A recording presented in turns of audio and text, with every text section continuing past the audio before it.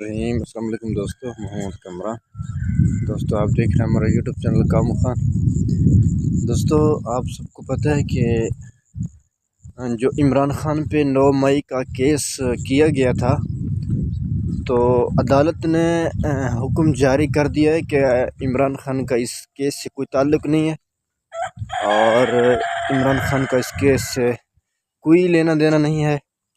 और अदालत ने ये भी हुक्म दिया है कि ये हुकूमत ने जानबूझकर इमरान खान को फंसाने के लिए ये केस दायर किया है और जमात को नुकसान पहुंचाने के लिए केस दायर किया है, पीटीआई को नुकसान पहुंचाने के लिए ये केस दायर किया है। तो इसलिए मैं आप सब को बता देना चाहता हूं कि इस हुकूमत की नीयत आप सब जानते हैं और